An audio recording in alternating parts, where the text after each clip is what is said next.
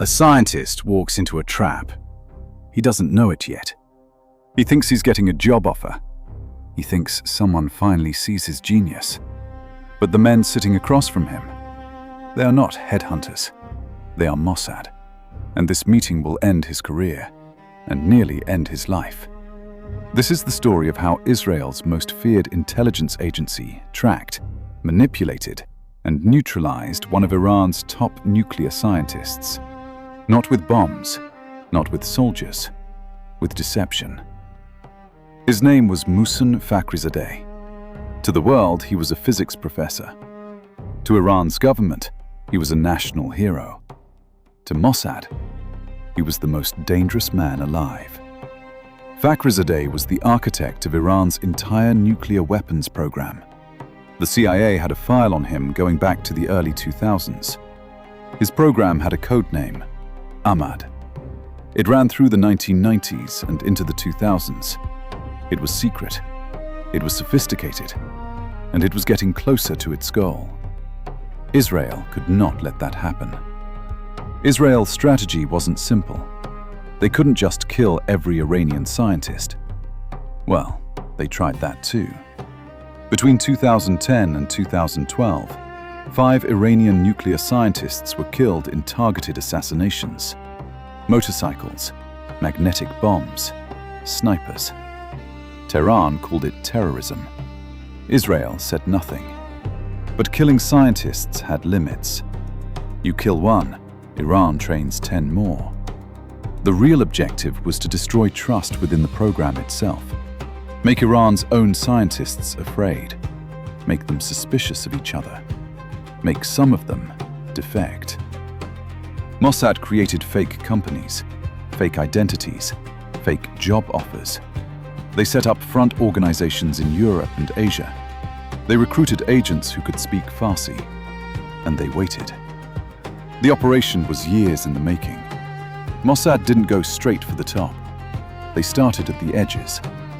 A junior scientist here, a disgruntled engineer there. Each one was a thread. Pull the right thread, and the whole network unravels. A scientist would receive a message through email, through a third-party contact, through a conference. The offer seemed legitimate. A European research institute, a university fellowship, a private defense contractor. The money was good. The prestige was high. The scientist would meet a representative. The representative was warm, professional, well-dressed. He knew the scientist's work, quoted papers back at him. He made the scientist feel seen. And then, subtly, he started asking questions. Not too many, not too fast. Just enough to map the inside of the program. This is where Mossad's true genius showed. It wasn't just about gathering intelligence. It was about creating doubt inside Iran's program. When a scientist who had met with a Western recruiter came back to work, Mossad made sure Iran's own counterintelligence heard about it. Not everything, just enough. Suddenly that scientist was under investigation. Suddenly he had to prove his loyalty. Suddenly he was isolated, monitored, suspected. The program slowed down. Resources were diverted to internal security sweeps. This was the real weapon. Not the bullet, not the bomb, the whisper. And Iran's security apparatus fell right into the trap. They became paranoid. They started seeing spies everywhere. In some cases, they arrested, tortured, and executed their own people, based on false intelligence planted by Mossad. Leaked documents obtained by Israeli intelligence from a warehouse in Tehran in 2018 revealed the full scope of the program. 55,000 pages, 183 CDs of data. Those documents confirmed what Mossad had been working to prove for 2 decades. On November 27, 2020, a convoy was moving through Absard, a small town east of Tehran. Mohsen Fakhrizadeh was in one of the vehicles. He had bodyguards. He had counter-surveillance protocols. He thought he was safe. He was wrong. A pickup truck loaded with explosives and a remote-controlled machine gun, a weapon so sophisticated it used satellite and AI targeting, opened fire. The attack lasted less than 1 minute. Fakhrizadeh was hit multiple times. He did not survive. Iran erupted. Supreme Leader Khamenei personally vowed revenge.